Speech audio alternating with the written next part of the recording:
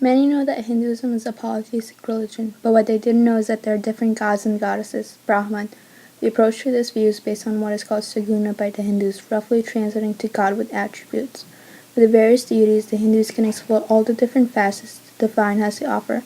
One of these facets is that of bhakti, or love, which is what we will be discussing in this video through the story of Krishna and Radha. The Krishna Radha love story is very well known in India and throughout the world, not only for its romance, but also its depiction of the relationship between humans and God. The story begins with Krishna, an avatar or incarnation of the god Vishnu, who is living life as a herdsman. He has many admiring gopis, or cow-herding maidens, but his favorite by far is the lovely Radha. Though Krishna and Radha were both debatably married to others at the time, which is why the story is often referred to as the Radha-Krishna affair, their devotion to each other was unmatched, especially that of Radha. Later on, Krishna married a few times to other women, who further tested Radha's love of Krishna, but she remained faithful, not loving any other. Eventually, Radha reached her reward and married Krishna in the presence of all the gods and goddesses. The tale serves its purpose as a fairy tale-like love story, but also presents itself as a rich religious metaphor. The story's message is that of bhakti, the word for love, between humans and the divine. Bhakti is one of the 4 yugas of Hinduism, which are ways that practitioners strive to unite themselves with God. Radha shows the ultimate devotion that is detailed in the Bhakti practice. Even though she was debatably married and Krishna had other women, she remained steadfast and faithful, eventually attaining moksha, or union with God, through her marriage.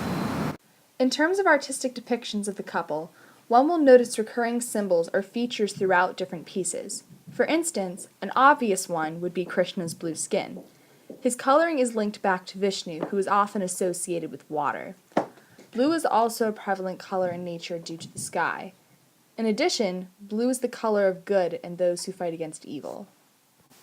Another thing you may notice is that Krishna is almost never depicted without his flute. This instrument is a symbol for the breath, which can be seen in the picture shown. You will see a line running through from the man's feet to the forehead, going through the 7 chakras, or energy portals.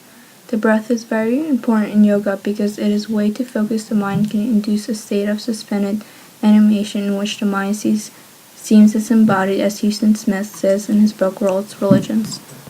Last but not least, there is almost always some evidence of a peacock in the painting with Krishna, whether it be a sole feather in his crown or the bird itself. The peacock, a regal and majestic bird, symbolizes royalty, a small nod to Krishna's godly power. Aside from colors and objects, some things to notice about the couple are their facial expressions as well as body language. In many images of the twosome, Radha is often touching Krishna in some way, whether it be holding his hand or putting her head on his shoulder. Radha also conveys the principles of bhakti in her facial expression, whether she is looking at the viewer or lovingly at Krishna.